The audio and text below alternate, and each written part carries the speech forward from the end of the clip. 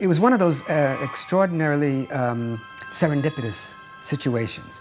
I had done a lead role, a guest starring lead on the episode of The Lieutenant that Gene Roddenberry created and produced. I had done a guest starring lead role on an episode of Alfred Hitchcock Presents, the director of which was Joe Pevney, who was one of the two alternating directors of Star Trek in the second season when I came on board.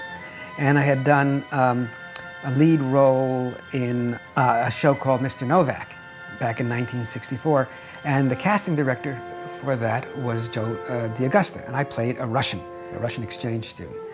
So 3 of the 4 people making the choice knew my work when I was brought in, and only one other actor read for the part. Mr. Chekov, recalibrate your sensors. If you need help... I can do it, sir. I'm not that green. The circumstances on which I discovered that I was cast are so inauspicious as to sort of belie the entire phenomena. I read, and I was asked to wait, and I waited, and the sun began to go down, and still I was waiting, and only one other actor came in, and by the time I looked around, there was nobody there. Everybody had gone home.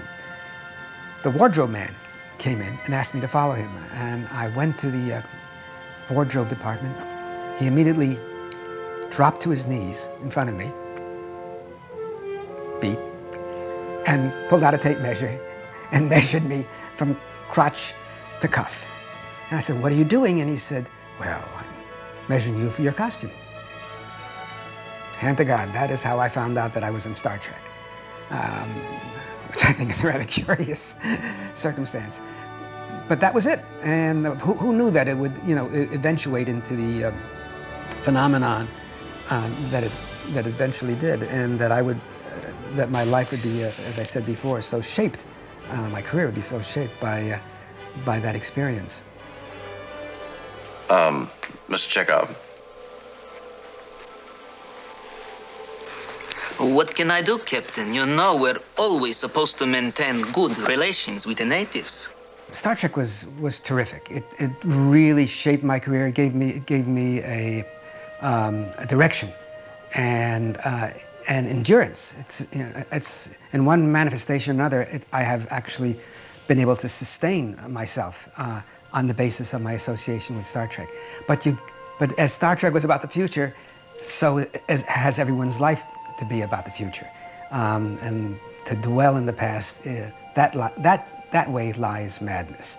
So indeed, I have been trying to do other things, and have accomplished some, minor triumphs in other directions. I had a wonderful time making Moontrap. It was a low-budget film. It was a wonderful family feeling on the set. Everybody really got along extremely well. It was a union film, and I was very pleased about that because I felt everybody should get their due. I played opposite Bruce Campbell, who's a charming, delightful guy, and has become quite successful subsequently. In addition, of course, and I don't know how far we can go with this, but I had also had a recurring role on Babylon 5 as the evil Mr. Bester, and that was a joyous experience. I had a terrific time working with all those folks, with Bruce Boxleitner and everybody else involved, including Joe Straczynski, who was the creator, executive producer. That was a highlight in my career as well.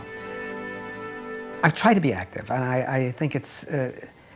I just know that I'm more, that I'm just more vibrant. I'm more alive. I think my pulse is lower when I'm working. When I'm busy.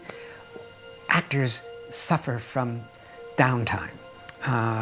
There's an enormous amount. We use the euphemism at liberty, but it's hardly that, because the less you work, the more chained you feel. Your life isn't going anywhere. You are really stuck in one place.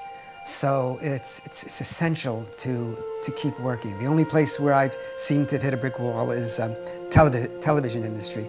But that notwithstanding, there are other avenues, and I shall continue to pursue them.